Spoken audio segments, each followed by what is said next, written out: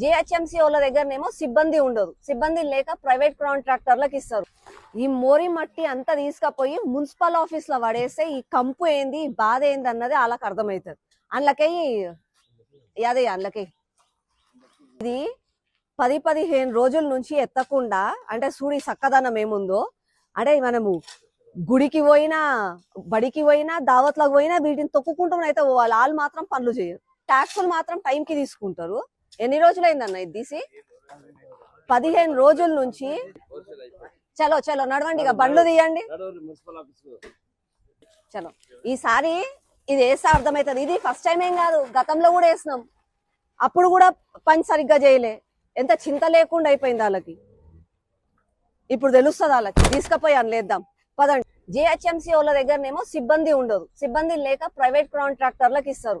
ఆ కాంట్రాక్టర్లు ఎట్లా అంటే, మట్టి తీసడానికి ఒకరు వస్తారు, మట్టి ఎత్తుకపోవడానికి ఇంకొకరికి కాంట్రాక్ట్ ఇస్తారు. ఏడ పనులు అయితే కోఆర్డినేషన్ ఉండదు. ఇది ఒక్కటే కాదు, చెట్ల కొమ్మలు కూడా అంతే. చెట్ల కొమ్మలు కొట్టేది ఒకరు, మళ్ళీ వాటిని తీసుకుపోయేది ఒకరు. ఇట్లా ఉంటాయి ఇలా పనులు.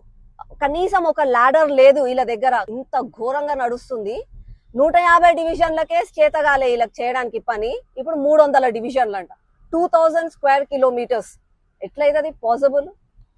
ఇంత ఘోరంగా ఉంటాయి ఇలా పనులు.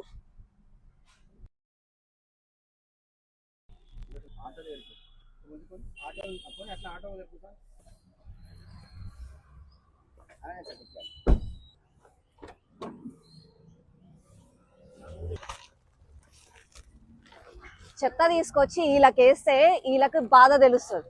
ఇది స్వీట్ వార్నింగ్ మాత్రమే. ఈసారి చెత్త బ్యాగ్ లోనే తెచ్చి గిడ పెడుతున్నా. నెక్స్ట్ టైం ఆఫీస్ రూమ్లలో చైర్ల మీద వేస్తా. అప్పుడు వాళ్ళకి బాధ ఏందో అర్థమవుతుంది. ఒక లేడీ సింహంగా, సరూర్ నగర్ బిడ్డగా ఇప్పటి నుంచి సరే ఏ పని అయినా సరే ఊకునేది లేదు. పనులన్నీ టైంకి జరగాలి. ఎట్లయితే ప్రజల దగ్గర నుంచి ట్యాక్సులు టైంకి తీసుకుంటున్నారో అట్లనే పనులు కూడా టైంకి జరగాలి. లేకపోతే ఇట్లాంటివి రిపీట్ అయితేనే ఉంటాయి. మీరు మంచిగా వచ్చి పట్టించుకునేంత వరకు పనులు ఇట్లనే చేస్తా.